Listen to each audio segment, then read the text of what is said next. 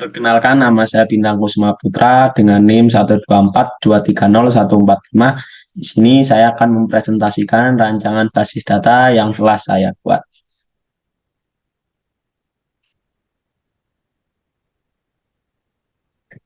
Rancangan basis data yang saya buat berstudi kasuskan toko serba ada.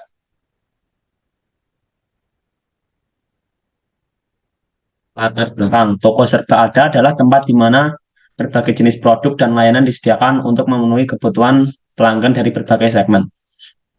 Dengan semakin kompleksnya operasional bisnis di era modern, kebutuhan untuk mengolah informasi dengan efisien dan pengambilan keputusan yang efisien sangat dibutuhkan. Oleh karena itu, sebuah toko pun harus memiliki manajemen basis data yang kompleks. Manajemen basis data yang kompleks akan memudahkan kegiatan operasional, pengambilan keputusan, pengelolaan informasi. Dengan adanya manajemen basis data yang kompleks, sebuah toko dapat menyimpan, mengelola, mengakses data pelanggan, data transaksi, dan data produk. Tujuan manajemen pelanggan yang lebih baik. Dengan adanya basis data akan mencatat data riwayat pembelian dari pelanggan. Data riwayat pembelian akan memberikan sebuah masukan kepada toko apa sih yang dibeli oleh pelanggan itu, sehingga akan bisa sebuah toko dapat memberikan layanan yang lebih personal. Dua, meningkatkan kemungkinan keberhasilan bisnis. Dengan adanya rancangan basis data, sebuah toko dapat meningkatkan kemungkinan keberhasilan bisnis karena sebuah toko dapat mengetahui mana sih supplier yang bagus, mana sih kekurangan, dan analisis kebutuhan pasar. Tiga, mencatat transaksi pada sebuah toko dan manajemen stok produk. Mencatat transaksi di sini bisa transaksi dari supplier, transaksi dengan pelanggan, dan manajemen stok produk ini ditujukan agar toko tidak kelebihan atau kekurangan stok suatu produk. ERD, ini adalah ERD yang saya buat. ERD yang saya buat memiliki 6 tabel, yaitu pelanggan, transaksi, gudang, produk, supplier, dan kasir.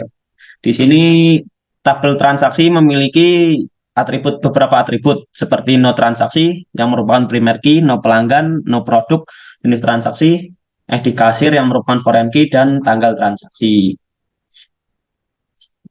Kita mulai dari hubungan pelanggan dengan produk.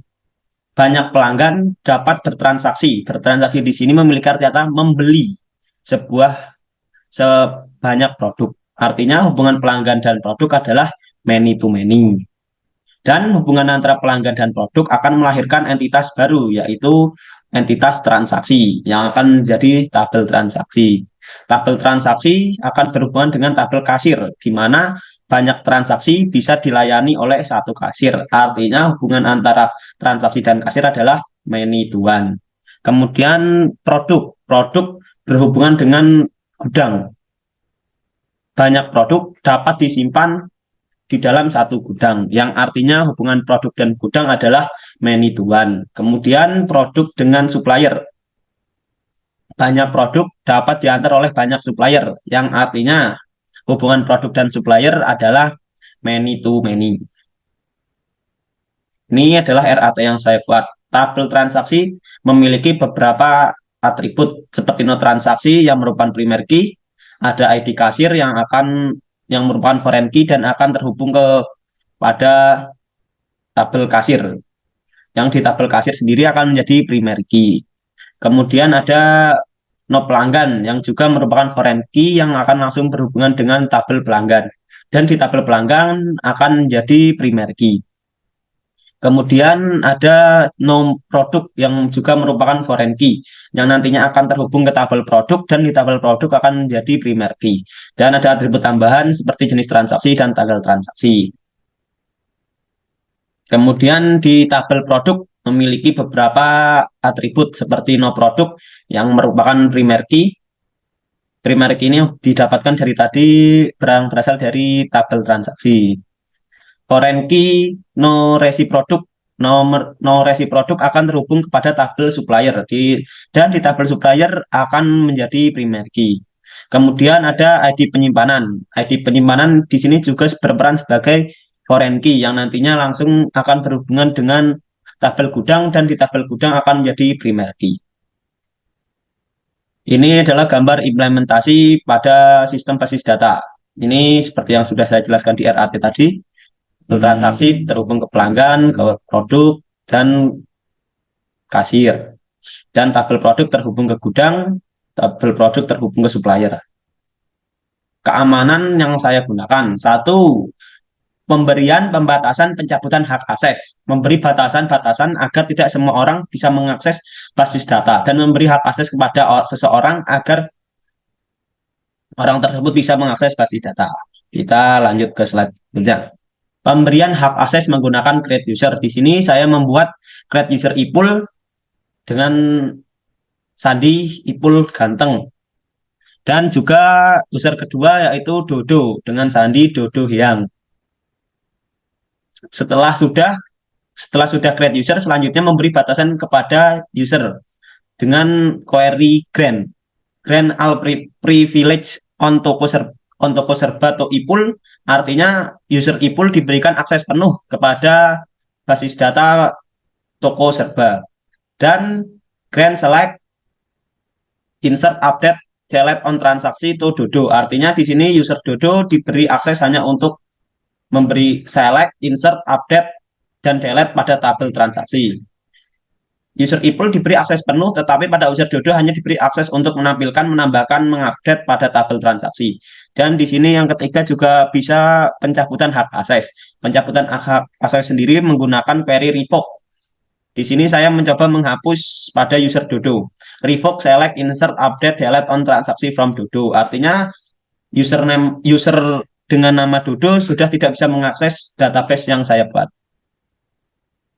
Lanjut, keamanan yang kedua yang saya gunakan adalah proteksi software. Saya lakukan dengan cara menginstal aplikasi antivirus pada perangkat yang saya gunakan. Hal itu saya tujukan melindungi database agar tidak terserang oleh malware. Keamanan ketiga yang saya gunakan adalah jika keamanan kerusakan pada hardware. Untuk menjaga keamanan basis data yang saya buat, dengan saya mengcopy query yang digunakan dalam MySQL. Basis data query yang saya gunakan di MySQL saya salin ke dalam sebuah Word. Kemudian saya simpan di laptop ini dan saya pindahkan, saya salin juga ke dalam handphone. Agar ketika laptop ini hilang atau laptop rusak, masih ada backup query dari perangkat yang lain. Dan query tersebut bisa direcovery, tinggal dimasukkan ke dalam MySQL lagi. Potensi ancaman pada basis data. Satu, bencana alam, gempa, banjir, badai yang dapat menyebabkan kerusakan fisik perangkat penyimpanan. Dua, pencurian perangkat atau kerusakan perangkat. Pencurian atau kerusakan perangkat keras dapat menyebabkan kehilangan data sekaligus kehilangan perangkat. Tiga, serangan malware. Serangan malware seperti virus worm atau trojan horse yang dapat merusak pengaksesan basis data secara tidak sah. Proteksi basis data. Satu, proteksi hardware dan software, memasang perangkat lunak antivirus pada sistem basis data untuk mendeteksi dan menghapus malware atau virus yang dapat merusak data. Dua, pemberian hak akses. Seperti yang sudah saya lakukan tadi, ini juga masuk ke dalam proteksi basis data. Tiga, backup dan recovery, melakukan backup data secara teratur untuk menghindari kehilangan data yang signifikan dalam kasus kegagalan sistem atau bencana. Ini juga yang saya terapkan pada basis data tadi, pada keamanan basis data yang saya gunakan, dengan cara menyalin cadangan di lokasi terpisah secara perangkat atau geografis, guna menghindari data ketika terjadi pencurian perangkat atau terjadi bencana. Tetapi di sini pada keamanan basis data yang saya buat belum melakukan keamanan secara geografis, artinya laptop dan HP saya ini tersimpan kadang itu tidak begitu jauh atau masih dalam area tempat yang sama. Jadi kalau ada bencana kemungkinan besar keduanya bisa rusak. Tetapi jika kehilangan perangkat atau laptop saya hilang, masih ada backup query pada HP saya. Keempat, proteksi terhadap serangan SQL injection. Parameter queries, yaitu menggunakan pernyataan SQL parameters untuk menghindari penyisipan kode-kode SQL berbahaya melalui input pengguna. Tiga, logging and monitoring. Logging ya aktivitas yaitu mencatat aktivitas dan pengguna untuk mendeteksi pola aneh atau tanda-tanda serangan. Monitoring atau pengawasan keamanan yaitu melakukan pengawasan terus-menerus terhadap aktivitas jaringan dan basis data untuk mendeteksi potensi ancaman. Kesimpulan, basis data yang saya buat memungkinkan untuk pengelolaan informasi, stok produk, transaksi, manajemen data pelanggan, kinerja kasir dengan menggunakan basis data, toko dapat meningkatkan efisiensi operasional, meningkatkan keberhasilan bisnis, dan menyediakan layanan pelanggan yang lebih baik. Dalam segi keamanan basis data yang saya buat, menggunakan pembatasan, pemberian pencabutan hak akses, proteksi dari malware menggunakan antivirus, dan sistem backup query dengan cara mengirim salinan query pada perangkat yang lain. Hal ini memungkinkan untuk recovery data pada saat terjadi perangkat hilang ataupun perangkat rusak akibat bencana. Potensi ancaman keamanan basis data bisa datang dari berbagai macam cara, misalnya seperti bencana alam, perangkat hilang, ataupun serangan malware. Proteksi hak keamanan basis data bisa dilakukan dengan berbagai cara, misalnya seperti proteksi hardware dan software, pembatasan hak akses, login and monitoring, atau backup pada perangkat lain. Sekian presentasi dari saya ucapkan terima kasih.